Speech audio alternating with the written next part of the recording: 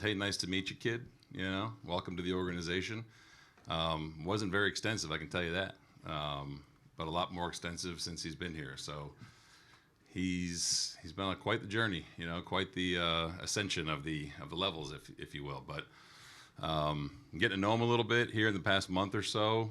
Confident guy, pretty adaptable, pretty aware of what's going on around him. Go up front with David, then Ben. Hey, John, Hey. yesterday you said you were working through the decision on Bo, whether at second base, shortstop. What did you see from him yesterday that made the decision clear in your head? Just kind of how he was moving around, and his comfort level with it. He was pretty open with me about just, hey, I can do this if need be, both with in terms of kind of taking a little bit of the physicality of the game off of him and looking at what he's doing at short too. So it's kind of a back and forth just to, play second at first. And him being open to it, with me was kind of all I needed to hear. I've seen him do it, albeit minor leagues, a few years ago or a number of years ago. But as long as he was moving around fine and, physically felt okay, you felt good about putting him there. I'll stay there with Ben. Just wondering, Ty France is on the roster. Loperfido came off. How do you envision using Ty France? I think, it's a bat off the bench, probably, just looking at kind of the lefties and their bullpen and how we think going into the series our best way to help generate some runs, Ty has been working his tail off in between and I think looks pretty damn good hitting. I know you guys all haven't seen that, in real time, but even when we acquired Ty, he's a professional hitter, so it was kind of easy based on the number of lefties that they're going to have in their bullpen as well. What was the point that he got kind of fully healthy from the oblique? It was probably 2 weeks after it happened, to be honest, maybe 10 days, 2 weeks. He didn't miss much. He didn't. I think he took maybe like 4 or 5 days off of swinging from the initial injury. So he's been getting after it for a while. Go to the second row on your left, John. Hey, John. Hey. What'd you like about the 1-2 punch of Savage today and then Gausman tomorrow? I think kind of, for one, how they've been pitching, you know what I mean? And how they can handle right and left-handed hitters. This is a really, really good lineup we're going against, especially at the top of the order, obviously. And it's stuff that can hopefully combat that, and suppress some damage. So you're looking at matchups and you're looking at how often a team has seen Trey, which in this case is not, which, we like, that part of it too. And, the rest and the recovery factor for everyone else. But it's a similar arsenal, but their pitches do very, very different things from different angles. So try to get out of the gate quickly with those two. Third row, straight ahead. Hi, John. Do you have any pre-game superstitions, rituals that have kind of worked for you so far throughout the playoffs that you're going to take into the World Series now? Yeah, absolutely. Starts with the route that I take into the field. I've been walking quite a bit, which is I drove a lot last year because of our record. I didn't want to be seen too much. So it's an easy walk for me. Plus my wife and kids have she keeps the car in the afternoon. So same route. Coffee in the morning, same time, and a few more that are a little bit more intricate at the field in terms of what color, what right, left you're putting on first, what watch I'm wearing. I got a lot. I'm out there. Go to Mike, 2 rows behind. Don't forget the candle. Candle too, yeah. As far as Bo goes, what goes into that calculation between preferring a compromised Bo at second base to a compromised George in the outfield? I think just talking to both of them and seeing where they both are, perfect world, I think what George has done from the DH spot obviously speaks for itself. Both performance, comfort, all that kind of stuff. No one feels 100% right now. That's just where we are. And we always joke that no one really cares if you don't feel 100%. But I think just trying to play the game how we've always played it. You know, if you want to take someone out at a certain point, who's that going to be, for what reason, and just trying to keep everyone in the best possible spot to have success. And as far as Bo goes, he told us that he came to you and said, "Hey, I'll play second base." What was that conversation like? Kind of just like that. I think once he felt like he was getting pretty close, especially swinging the bat, that's when he kind of said, "Hey, I want a part of this." You know, he's seeing how Andres is playing it short too. You know, and for him to do that says a lot about him. You know, I think Bo is obviously been a big part of our team. He's been a big part of our year this year with the production and playing every day. But for him to kind of say that and kind of take a step back and while he's watching us play, just say, "Hey, I'm willing to do whatever it takes," even though he's been the shortstop here for 6 years, says a lot about him. So it made it that much easier, I think, and knowing that he was feeling that much better physically to kind of tackle anything. So conversation was pretty direct, you know, and pretty honest. And Bo's been that way this entire year, more so than I've ever seen him, which is awesome. Second row up front, Barry. Hey, John, how are you? Good. How you doing? Great. Is there anything you take out of what you did against the Yankees this year, facing the Dodgers? I mean, they had a fairly formidable pitching staff that you beat the hell out of here in the ALDS, and now you're facing the Dodgers, who have been pretty formidable. Is there anything that's comparable in how you scout and what you do against the two teams? A little bit, maybe. You know, I feel like we've been facing good pitching all year for whatever reason, whether it's NL West coming in here, NL East, AL Central. I think that we do a really good job of preparing accordingly, you know. So these guys, you know, big name guys, big time stuff, similar to the Yankees, yeah, for sure. Similar to a lot of teams that we've faced. So to me and to, you know, the coaches, kind of every game is you know, there's 7 one-game series, basically, is how we're looking at it. So every night is going to be a different way to go about it. I think that we have the roster and personnel flexibility to do that differently every night. Contact is kind of how we're built, you know, putting the ball in play, making pitchers work. I feel like we did a really good job of that against the Yankees, top guys.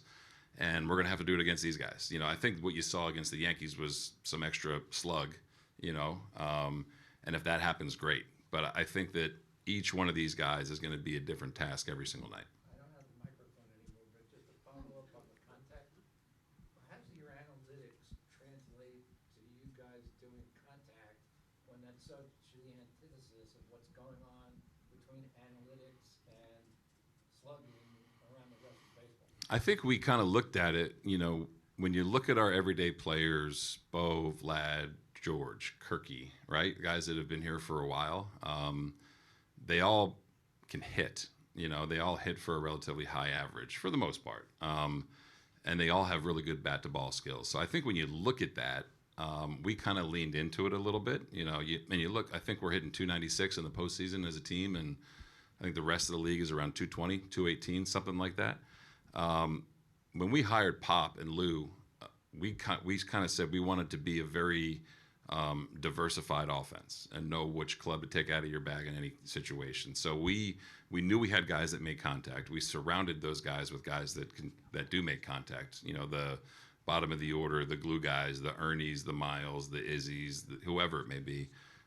So I think we can give pitching staffs different looks, and being able to score in multiple ways is big for us. You know, not waiting around for a 3-run homer. If that happens, great. That's kind of, you know, icing on the cake, if you will. But I think that we've kind of zigged where the industry has zagged a little bit, to where putting the ball in play is pretty important.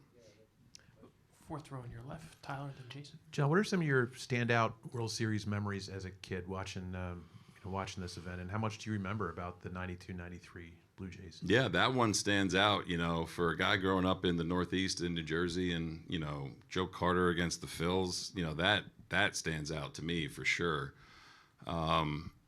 Every World Series stands out to me, whether this is the first time I'm here doing this, but you're always watching, and it's just the mountaintop of your sport and your profession. So I mean, going back to like the Rangers and the Cardinals, those crazy games, you feel like there's always some crazy ones, you know. But so many jump into my mind, really, and they kind of all get jumbled up a little bit. But I think when you have walk-off hits, 2001 Arizona, New York, that stands out. Walk-off homer stands out. It seems like there's always a moment in any one of these games. It's pretty cool to be a part of. Stay there with Jason. Hey, John.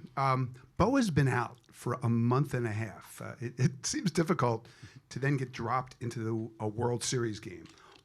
What have you done to try to get him up to game speed at the when he's up to bat? And were there certain defensive boxes that you needed to see him check, like turning a double play from the other side of the field? The offensive part, it's been kind of a slow drip, you know, even since when the DS started. We had a lot of live pitchers back here throwing, and he's been hitting for a couple weeks off live pitching. So you feel good about that. Bo is, I think, one of the most talented hitters, you know, actually like hitters in the game in terms of bat to ball, in terms of having a knack to drive guys in, hitting pitches that not everyone can hit. So that part you feel good about, and then talking to him with where his timing was, you know, you go, okay, I think he's ready. You know, is it hard to do? Hell yeah. I mean, this is not easy. You know what I mean? I think if there's anyone can do it, it's him. You know, you can probably drag him off vacation this offseason and say, go get a hit. He's probably the guy to do it. So that was part of it. The defensive part, you know, again, it's been a kind of a slow build up to this. And if he wasn't comfortable, we wouldn't put him on the roster, you know. And I think just with who he is in the organization, I trust him. I trust his feedback that he's given me too. So there was a couple check marks, you know, between base running and defense, and he hit them. So here we go. Do two last ones, Jordan. John, we talked to Bo about how he views you as a manager evolving since he played for you in the minor leagues. How do you self-evaluate the difference between Schneider's the manager today at the World Series and, you know, New Hampshire, Vancouver, Lansing, and so on? This is going to sound funny. I think I'm closer to Schneider's in the minor leagues right now than I've ever been. This job is hard. This job takes reps. It takes messing up. It takes having success to get to where you are. I went into this year kind of just saying to myself, I'm going to be the authentic version of myself, and I'm going to let it rip, you know? And I think one of my biggest strengths is communicating with players and staff. And when you start this job, you know, you're trying to please everybody, right? I mean, I always say that, you know, everyone's answering to someone unless you're Edward Rogers, you know what I mean? So, you're trying to appease a lot of people. And I think I got caught up in that a little bit. So right now I feel like Schneider's the dude that grew up with these guys riding the buses and just kind of being one of them. At the same time, understanding that there's a certain expectation that I bring to the field every day from these guys. They get it. But I feel like I've evolved a ton in just 3 years on this job. We'll finish up with Mike. That was sort of where I was going as well. When Bo talked to us, he said that he feels like this year you've shown greater trust in everybody across the board. Do you feel that way as well? Yeah, and I've always felt that way, you know, and I think that when you get so immersed in how hard this game can be and trying to do the right thing and trying to objectively match up, you lose sight of people sometimes, you know, and I've been guilty of that. And at the end of the day, it's, you know, the one sign I have in my office, you guys have seen it, is the man in the arena. You know, like, who do you want in the arena? You know, numbers are tools, and they're definitely helpful. But when you talk to the guys and you make time to kind of see where they're at mentally, I think it goes a long way, you know. And again, I've said it this entire year, this entire postseason, I trust every single guy on my team. Without a question, you know, and sometimes things work, sometimes they don't, but I trust every single one of them, and I think the more they feel that, the more free they can go out and play. You said when you got hired that this was the job that you've been working your entire career for, and now that you sit here now, how much more difficult has it been than you anticipated? What, you know, you've talked about you now versus you then, but back then you thought you had a handle on it. And how does that guy look now? That guy a couple years ago looks different than what I thought he would look like, if that makes sense. This is where, one organization, 24 years, right? So when I say you want to manage, you want to manage a team you're working for in the minor leagues. To have it come to fruition has been amazing. What comes with it, honestly, I probably wasn't ready for, all in real time, whether it was interim, first year. So I think the guy right now is the guy that everyone has been waiting for, myself included, you know what I mean, to be honest with you. And I don't want that to sound, selfish or conceited or anything. It's just me being real.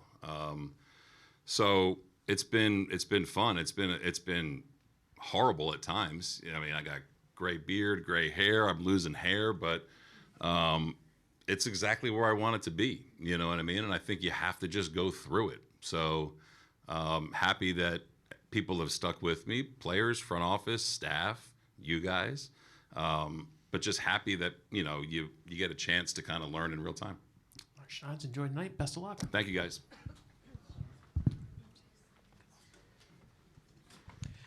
Next up will be 5:15 with the Blue Jays.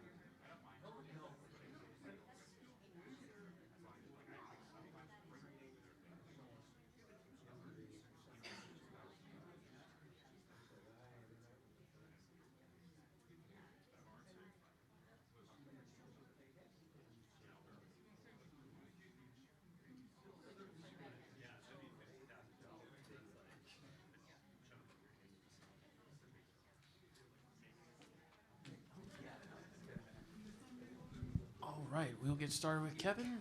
Who has the first question? We'll start in the second row on your left, Kevin. Hey, Kev. Congratulations. How does it feel finally getting to pitch in a World Series game? Yeah, I mean, it's exciting. I've played over 12 years now every year you go into the season with the hope that you're one of the last 2 teams playing. That just hasn't been the reality for me, and I'm just really excited for this group and for myself. It's been a crazy ride, and now we're here, and we're excited to kind of show the world what the Blue Jays are all about. Stay in the same row. Kevin, a few years ago, I remember you were in the same room and you were talking about at the end of the 2022 season, you said, we have to learn how to win. And you guys are in the World Series. Just take me a bit through the journey of the past few years and what it's been like to stay in Toronto. Yeah, I mean, really, this is the reason why I came here. Looking at the roster years ago, after the 21 season, I believe they had the best offense in baseball in 21, and that definitely excited me, being a pitcher. So. But really kind of looking at the names on the roster, knowing that, all those guys, I felt like we're going to be here for a while and really kind of had the foundation of being really good. And also having George being kind of the veteran leader, and also, just looking at, the pitchers that they already had, Barrios and, Manoa. And so, I mean, there was a lot to like, and that's ultimately why I came here. The first couple years were rough and heartbreaking. To get swept, back-to-back years in the postseason and the wild card was tough, and last year was even tougher because I felt like we were a really good team, but just didn't play very well, and we all just kind of got punched in the face. And I felt like the organization did a really great job of looking internally while also kind of figuring out moves they needed to make. And I mean, hats off to them for doing everything that they have to get us to this point, and it's taken a lot of different people. Third row on your left, Jordan. Kevin, having thrown the splitter for as long as you have, what have you observed about that pitch becoming a lot more popular across the league, and what has it been like having a couple guys join your team this year that have relied on heavily in Hoffman and Savage? Yeah, it's fun. I mean, I think back even to 21 when I signed with the Giants, and they kind of told me, we want you to be a 2-pitch guy with your secondary pitch at the time being a pitch that 90% of the league didn't even throw.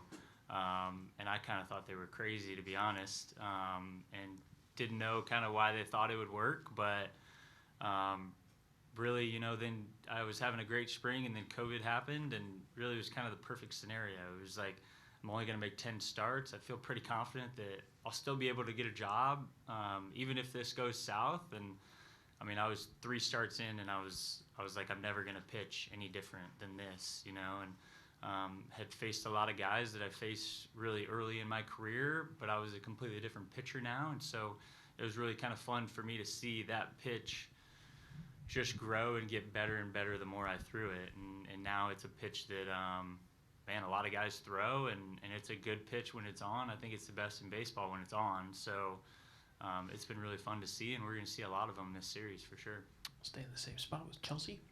Hey, Kevin, you kind of talked about it. You've been on really good teams that didn't get here for whatever reason. Now that you're here, have you come to any conclusions about what it takes to have a good team that can also win when it needs to like this? I mean, this is only my first World Series, so I really can't. I feel like I can't say that much about it. But the two best teams that I've been on were the 21 Giants and this season. And when I think back to those 2 teams, a lot of things had to click.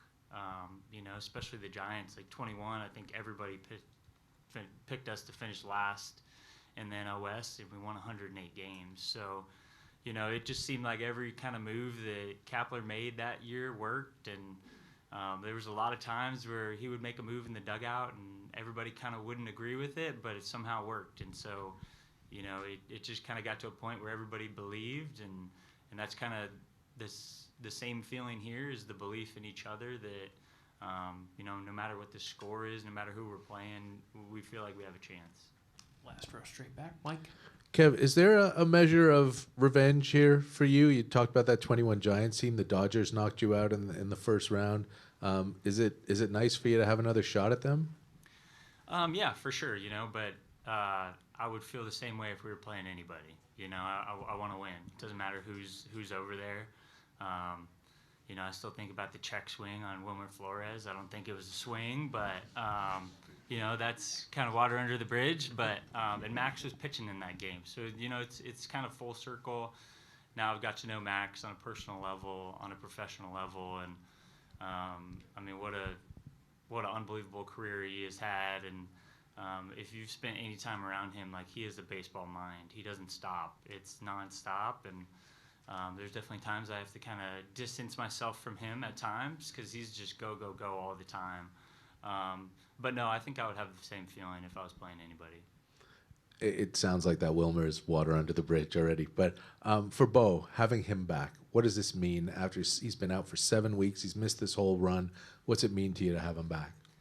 Yeah, I mean, it's really cool. I think there was a group of us that when we made the postseason kind of went to Bo and said, we're doing everything we can to see you play again this year. And so we're just really happy that he's able to be out there, and hats off to him. He's done so much. I mean, he's been here every single day so early, multiple treatments throughout one day and really testing it.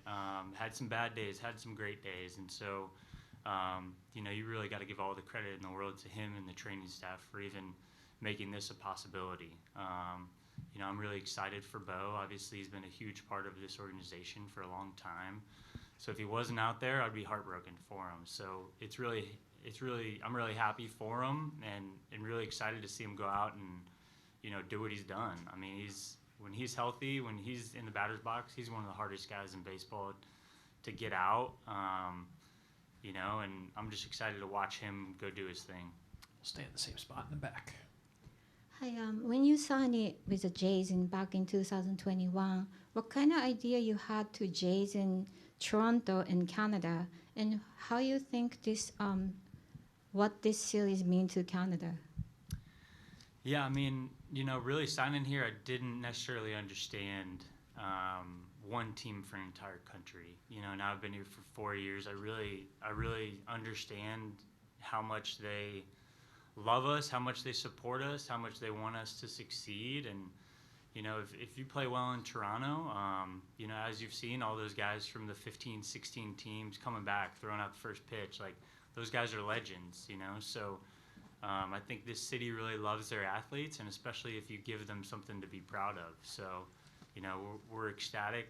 The love that they give us, we feel it out there, and they've turned this place into, such a crazy environment, such a fun place to come to work every day. And really, you drive around the city right now, it's electric. Everybody's talking about the Blue Jays, and they're fired up for us, and we're excited to go out and put on a good show for them. Up front on your left, Kev, Ron. How many pitches into a start do you feel that a pitch is really working that night? Jeez, if I knew that answer, I feel like it would be a lot easier to navigate. As a pitcher, you work, especially as a starter, we have the luxury where we get a lot of time before the game to kind of figure out what we have on that day. For me, I only have 3 pitches, so, they all got to be on, honestly. So, I don't have the luxury of having a lot of different pitches that, hey, this pitch isn't it for today. I got to throw this pitch. But I just, I guess it's kind of a feel thing. You feel out the game. I definitely have games where early in the game I know, like, I'm going to throw a lot of splits tonight. Like, the split is just coming out really well. For me, I get a blister on my middle finger, and so usually the bigger the blister early on in the game, usually the better the split's going to be. Good third row on your left, Jordan. Kevin, do you remember interacting with Trey at all in the spring training? I know he wasn't in big league camp, but did you share any moments with him in spring? And what was your reaction when you kind of were following his journey and found out he was going to be helping the big league team? Well, I didn't meet him until he showed up in Tampa. I know we were in the same building, but yeah, I never saw him throw. You know, I've seen videos of him throwing, and what a unique like delivery. That's the first thing you kind of notice right off the bat is he looks a little different than most guys. But yeah, I mean, really kind of the first time I watched him throw was his bullpen in Tampa, getting ready for his first major league start. And like I said, it was kind of the same thing. You're watching, and it's just like, man, that's a little different, you know. And then if you know anything about metrics and looking at, you know, an iPad, you know that his stuff is a lot different than most guys. And I mean, his fastball is elite. His slider is a huge difference maker. It's really hard, you know. And I think the biggest thing with his slider is, you know, his bad slider is a really good split. So I think people don't realize that, and I think it's almost like he's throwing two different splits. One's at 88 to 90, and one's kind of 83 to 86, you know. And so it's kind of pick your poison. And then he's got a really good elite fastball. I mean, he's throwing 22-inch vert with, you know, 2-3 horizontal, like from straight over the top. So I think it's just a different look, you know. And I'm really excited to watch him do his thing tonight. We'll finish up with Joe in the last row on your left. Kev, was it a no-brainer for you and for the club to back you off and allow Trey, give you the extra rest and have Trey go game one? What was that process like? Yeah, I mean, I wouldn't say it was a slam dunk, but, you know, I'm better the more days you give me. So, you know, I think that had something to do with it. But I think also it's about kind of keeping him, you know, locked in, not trying to mess with his routine too much. You know, this does kind of line him up for this day, you know, but yeah, I think maybe if I would have thrown maybe less pitches and maybe not such a high leverage position game 7, then maybe it would have been a different conversation. But you know, I knew kind of that maybe pitching game 7 was not, I wasn't going to be ready for game 1. But in my mind, I was completely fine with that because you have to get here first, you know, and we have a lot of great pitchers. So I feel pretty confident with any of the 4 or 5 guys to start game 1. Kevin, enjoyed the night. Thanks so much for your time. Appreciate it. Dave Roberts should be down in a couple minutes.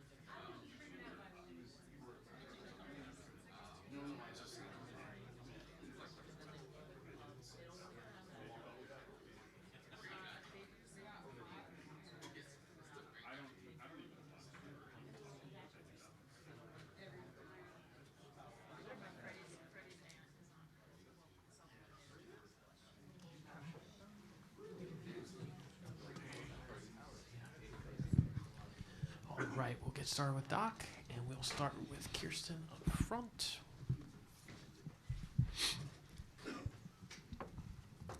Dave, yesterday and honestly the last few weeks with talking to Blake Snell, he's talked about just how much information he likes to take in before each start. What have you learned from him in his pitching style, as information he likes to take in as he prepares for his outing that kind of maybe stands out to you about him that maybe you didn't know before managing him? I think I've learned that he does a good job with his homework. He has his own process. Very well prepared, but takes in information from Mark and the catchers, but really is very well prepared, and he understands how much he needs versus being overloaded. Across the aisle, right up front. Hi, Dave.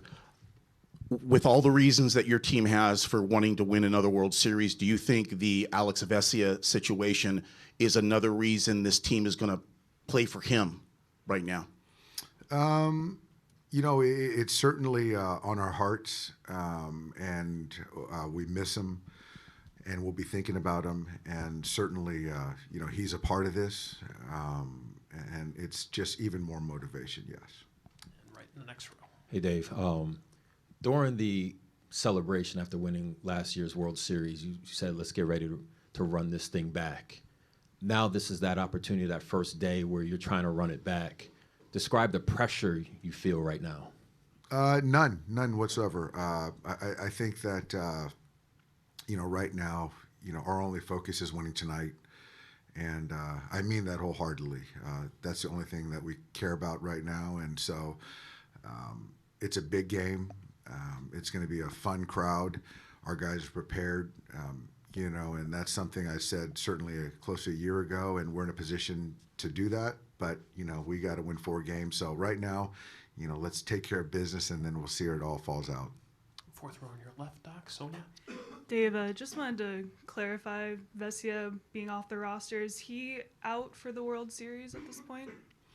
You know what? I think, Sonia, that's probably the most likely, unless something unforeseen happens. That's kind of what we're anticipating. And, obviously the human side of this is kind of bigger than the baseball side, but he's been used in so many big situations for you. How do you kind of replace that with your current bullpen? Yeah, we have a lot of viable options, and I don't know what situation will present itself, but I trust all the guys. I really do, and guys are gonna have to step up. But Alex is certainly going to be missed. We'll stay over there with Jack. Just one more to clarify on that. Did you guys consider putting him on like the family medical leave list at all, or was it just he wasn't going to be able to come back even if you did do that? I think we exhausted a couple of different options, but just considering, obviously what he's going through and baseball is certainly on the back burner. So I just think that's kind of the right, process. I think that we as an organization was probably the best way to handle it. And to be quite honest, I don't know a lot of what went into it. And then this Blue Jays lineup has the lowest whiff rate in the postseason. Your rotation has the highest. Like, how do you see that dynamic playing out, and does it alter what your pitchers kind of need to do to keep having the success they've had this month? Doesn't alter. They're aggressive early. Then with 2 strikes, they find a way to put the ball in play. We've got to make quality pitches early in the count. That's kind of what it boils down to. Kirsten. Just with going with Will Klein, putting Edgardo Enriquez back on the roster, what have you been seeing from Will, whether during the stay hot time, in between series? What have you been seeing from him? And then what do you like about Edgardo in this matchup? Well, I like Will because it's a plus fastball. It's a good curveball, good slider, and it's something that these guys haven't seen. And then Edgardo, it's velocity, it's a slider, it's a sinker. There's a cut fastball in there, and so just something to continue to try to keep a couple of those right-hand hitters at bay. Go to the fourth row on your left, Fabian. Yeah, Dave, sort of following up on that. I mean, Vlad is such a big presence in that lineup. How much pressure does this put on you guys finding some more success out of your right-handed relievers? It's certainly one of the best hitters in the game, swinging a hot bat.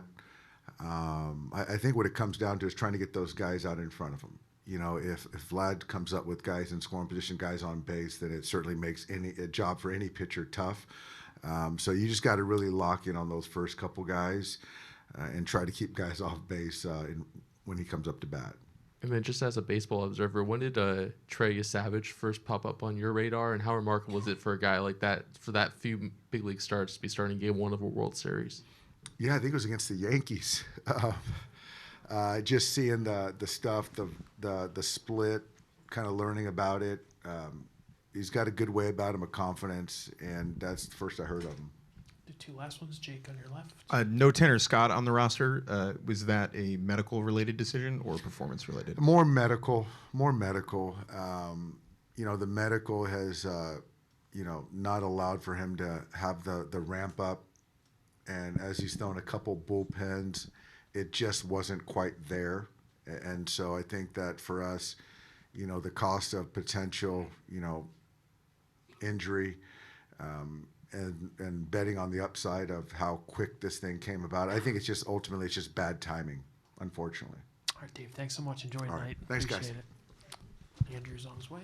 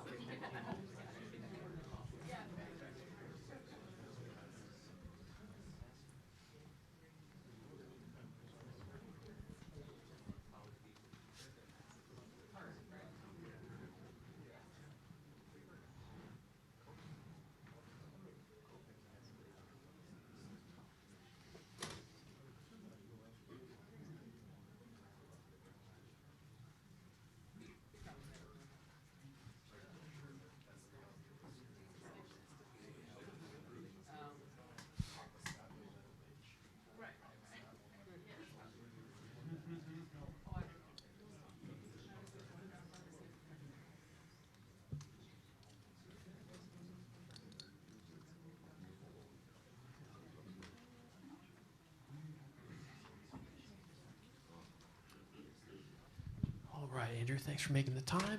Who is the first question? We'll start with Kirsten up front to your left. Andrew, I know our thoughts are with Alex Vesey and his family at the moment. When you look at just keeping it to baseball, when you look at this bullpen, he obviously has been a very key high leverage arm for this group. Without him, how do you see things, someone either stepping in that role, and what do you like about just Will Klein being added as well as Edgardo being back with the group in the bullpen? Yeah, we feel really good about our relievers in terms of the righty, lefty, the different looks, the stuff that we'll bring out. Obviously, it comes down to execution, and those guys feeling confident to go in the lanes that Doc, Mark, Danny kind of figure out, and for them to just trust to flood the zone. If we're able to do that, I think they will be really successful. And so it comes down to execution, but feel good about the group. Edgardo and Will, for us, just their pitch mix, how it matched up against their hitters, felt like gave us more margin for error in different ways and different ways to match up that we felt like fit our group really well. One row behind. Hey, Andrew. Given the fact that you had the luxury, I guess it is, to slow play Snell while he was on the injured list, how much is having that extra time and being able to do things while he was on the IL translate to what he's doing in the postseason now? Yeah, I mean, a lot's been made about us slow playing. I don't know how much it was slow playing versus there's a lot of unknowns about injuries. Like, we're not going to sit here and pretend we know what exactly causes them. And the build-up to get back, for us, it's about getting back to stay back. And so it's imperfect, and it's much more art than science. And so we just err a little bit more on the side of caution to give ourselves a better chance of when they come back to stay back. And the work that he put in along the way obviously was great. But I think more than anything, he loves these moments. He talked about it in the off season. He talked about it in spring training. He's talked about it all year. He loves these moments. And so whether we took a little extra time, whether he missed any time, I think him being dialed right now is the least surprising thing to us. And the fact that you had him at Tampa Bay, the prior knowledge you had of him, how much confidence did that give you that in signing him, that, okay, this is going to be our guy in October? Yeah, I mean, I guess it gets at how long I've been doing this, because knowing him as an 18-year-old and then watching that maturation through the minor leagues to the big leagues, the success he had winning a Cy, the World Series in 20, getting traded to San Diego, and whenever we'd play them, we'd always spend some time together and catch up. And just watching that maturation year over year over year in terms of how he saw the game, the desire to compete, the desire to win, and just each year I'd walk away from those interactions like, wow, this is getting way more advanced and really, really impressive. And then last offseason, going into the offseason, he was, our number one priority. And sitting down with him and getting even more insight into the way that his mind works, just how badly he wants to be a part of winning World Series, and just strengthened our belief in what a great fit he was even more. 2 rows directly behind the last, Pete. Andrew, you guys do everything you can to try to win a World Series, and people are saying, you're ruining baseball. What do you make of people saying that? Because all you're trying to do is win a championship. Yeah, I mean, for us, it is all about our incredible fans and us giving back. What they bring night in and night out, the passion that they show for the Dodgers now. This is my 11th season, and even on the road, the number of Dodger fans that are there and just the love that they have for this team. Our job is to pour ourselves back into it and try to, give them a team that can compete for championships and that they can be proud of. And for us, that's our focus. Everything for us is about pouring back into our fans and that partnership that we have with them. So, that's our focus. So anything else that comes from it, and obviously I've heard a lot of it, it's just not front of mind for us, because everything is around how do we put ourselves in the best position to win now and also to win in the future. Just across the aisle, Tyler. Andrew, you've had seasons where you guys absolutely dominated the regular season and came up short in October. And last year you won it all, and this year you're dominating again. Was there a sort of philosophical shift at all to try to build a team that can win and be at peak strength now versus maybe like May 15th or something? No, I mean, I think you always want to be peaking and playing your best baseball in October. I don't know that we have a formula or a thought of really how to do that. That is definitely the goal of what you want. Last year we had success in October in a very different way. So I think every team kind of takes on its own identity. I think there are a lot of different ways to win a World Series. Clearly, you have to be really talented. You also have to have some good fortune. And for us, it's putting ourselves in the best position we can to have good fortune kind of fall with a lot of different, outs and different ways that we can go to try to create that. So you always want to be playing well in October. I don't know that we have this like, hey, let's just take our foot off in the regular season and then step on it. I know it's what it looks like, but it wasn't anything conscious. Up front on your right, Gabe. You guys, just by getting here, have gotten a lot closer than any team that's tried to repeat in the last quarter century. What have you learned about that? Can you be deliberate about the way you go about trying to repeat, especially with regard to how much you run it back versus trying to integrate new pieces into the mix so it doesn't get stale? Yeah, I mean, it's certainly hard, as we can all attest to by watching over the last 25 years with the number of kind of unique champions each year and no one repeating. But, for us, when we won last year, our focus and meetings were all about, okay, how do we win in 2025? And there were two big risk factors that we had kind of seen looking back. One is complacency. You've reached the top of the mountain, you're less hungry. I didn't worry about that with our group. And the second is usually to win 11 or 13 games in October, you have to really step on your pitching to do it. And it's a longer season and you come back faster. We mixed our, we just didn't have that starting pitching in the depth that we do right now last year. So we weren't going to encounter that.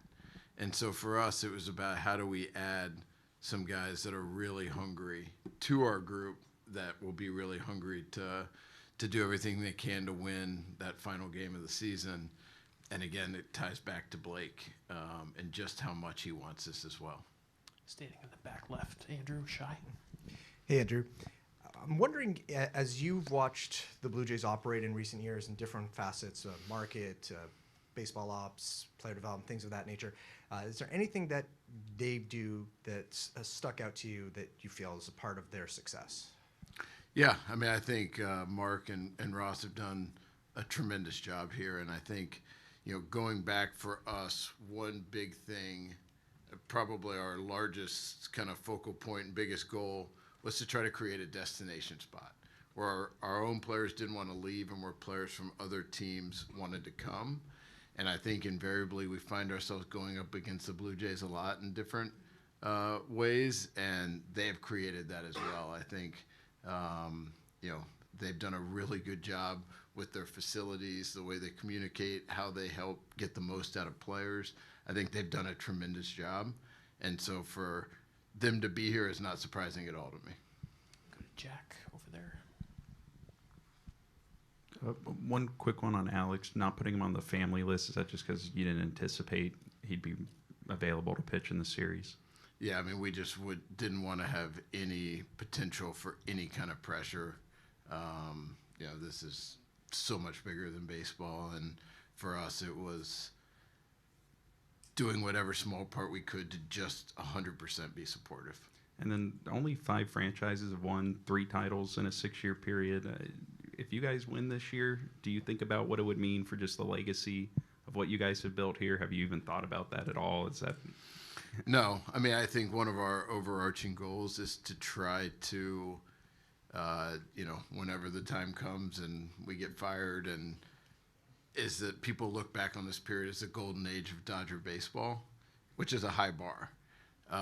What exactly it means, how it slots, life's too busy. That'll be more when we're done, but that's our goal, is for people to look back on this time period and say that was the golden era of Dodger baseball. 4th row in your far right, Andrew. Andrew, you mentioned the word identity. What would you say the identity of this team is? I think just a relentless desire to compete and win. Watching the work that they do every single day on the field, underneath, the conversations that are had, it's guys challenging each other to do everything they can to go out and win a baseball game that day. And watching the work, the focus, the intent, with how much they all care for one another has been really special to watch. Bill in the 3rd row, straight ahead. Yeah, Andrew, Dave yesterday mentioned with the starting pitching, the plan is always to have them at their best on October 1st. How does that plan change when you lose Snell for 4 months, Glasnow for 2.5, and you're kind of piecing together a rotation for a while there? How does it change? The plan, how do you adjust? Well, I mean, our biggest thing is obviously looking back, we've had years where we've had a lot of injuries. And in some of those instances, it's season ending, it's into the next season. The injuries, for the most part, that we faced this year were injuries that we could forecast that guys were coming back. And so now it was okay. With each individual guy, it was, we have the depth to try to withstand this right now, but with each individual player returning, was doing the best we could to lay out the most thoughtful progression rehab plan to get them back to stay back, but also to be hitting their stride and the stuff and execution in place going into October. Jake in the third row on your left, Andrew. You mentioned earlier Blake being your guys' #1 priority this past offseason. Obviously the offseason prior to that, he had a lot of trouble on the open market securing the deal that he was looking for. Did something change about him fundamentally that made him a more attractive pitcher in your eyes between the offseason heading into 23 or heading into 24 and heading into 25, the year he was with the Giants? No, I mean, I think what he did with the Giants, especially in the second half, he's always a guy that, and we talked about this at the initial press conference, where people think of him looking back as not having great command. I think it is more that he is just really hard to hit. And so he would have longer, prolonged at-bats, foul balls. But something clicked for him that year in San Francisco where just flooding the zone and getting ahead and just the radical difference that created, because then he's able to eat 18 outs, 21 outs, and just go deeper into a game. It's hard to pay a lot for a guy that will go 5 innings. And so I think that showed his ability, and really not ability because we believed it was there, but mindset and that growth that came with it. But there's also a timing element. There's some off seasons where a guy may fit us really well and he happens to be available. Other times where it's not as good of a fit in that moment. So there's a lot of moment and time stuff as well. But I will say that year with the Giants, especially that second half, showed even more growth with what he was doing on the mound. Get to a few last ones. Ron up front. Do you and your staff, from observing, sense that Snell, Glasnow, Sasaki are any sharper or fresher just because of how many fewer competitive innings they had all year? I don't know how to answer it. I think they're all in a really good spot right now. I mean, Yama went wire to wire, and he looks really good as well. I don't know how to answer that, but feel very fortunate that they're as dialed in as they are. And feel good about the group as a whole. Or maybe on the flip side, you've been in situations where you got to October and you've had a lot of guys who went 32 starts, 190 innings, and you could sense they're a little worn down with pushing through. Not as much. I mean, it's been more injury related that we've gotten there and them not been there. I think the guys that we've had that have gone wire to wire, they've been in a good spot, similar to Yama. It's so much, timing and where guys are. And obviously, in August or September, if a guy's wearing down, the #1 leading cause of injury is fatigue. So if guys are getting fatigued, usually they will then take a break and build back up the strength. But we haven't really seen that as much. Do 2 last ones. Russ and then Barry. Russ. Hey, Andrew, you talked about making yourself a desirable destination when it comes to player acquisition. For you, I know the public looks at the financial aspect, but is there something that stood out that is very important to you when it comes to acquiring players, or is it just putting a winning product on the field? No, I mean, I think there's a lot that goes into it. I think being known as a really good player development organization, players ask those questions. When we're meeting with players in the off season, they want to know that you can help maximize their ability and that you're getting the most out of their teammates, because when you can do that and do it well, you tend to win more games. And I think guys' desire to win, that's a really important factor. I think how you treat families, and it's a challenging life with the amount of travel and usually being away from your home city, and it's a challenge for the families. And so doing everything we can on our end to make that as comfortable as they possibly can. So when a guy's a free agent and is thinking about leaving, we like the wife also saying, hey, actually, we should stay. It's so much easier. So I think communication, being honest, having a really strong player development group in place at the major league level, and how you treat families and treat the players, I think matters a lot in that. Do 2 last quick ones. Barry, then Tyler. Barry, go ahead. Hey, Andrew. Hey, Barry. So just to that point, Stan told us yesterday that Sasaki wanted Japanese toilets. You guys gave him Japanese toilets. The Otani wanted an extra batting cage. You gave him an extra batting cage. So that just sort of like exemplifies what you were just talking about. My question is about Doc. I mean, here's a guy now who's got the highest winning percentage practically in Major League history for a guy who's managed as long as he has, 10 years. And he's like 369 games over 500. How well has he developed and fit into your system of how you basically want a manager to perform within your baseball operations department? Yeah, I mean, I think it's our system, not my system. Yeah, okay. I can't say enough about Doc. Just the consistency, the relentless optimism, his ability to put guys in great spots to succeed, and his ability to communicate around that, because it's not always in ways that players want or believe is right. And his ability to lead our group has been exceptional over these 10 years. And he has been a significant part, obviously, of our success looking back. Feel very fortunate that he'll be a significant part of our success going forward. And just what he has meant to this group and how he's helped lead through a lot of the ups and downs is no small part in why we're sitting here. Do you think he's the perfect example of the way the manager has to operate in the baseball operation system these days? I don't know. I think he's great. I don't know. I don't spend much time laying out, the other 29 and comparing. I know that we are really happy with the partnership we have, and feel great that he's on our side. We'll finish up with Tyler, fourth row.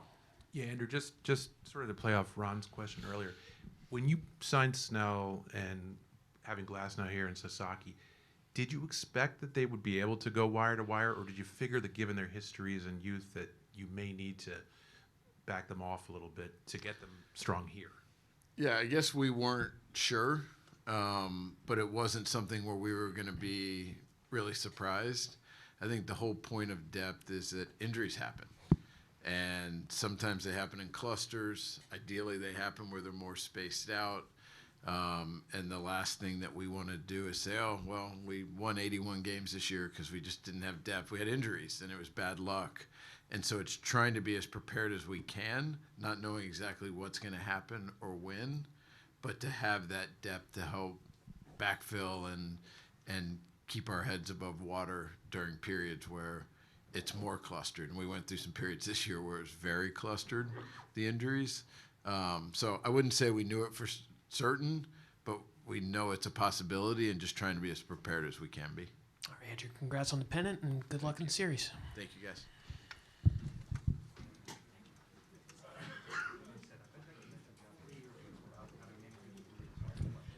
For the Dodgers, Yoshinobu Yamamoto will be here in about 10 minutes, so he'll be closer to 6:15 rather than 6:30.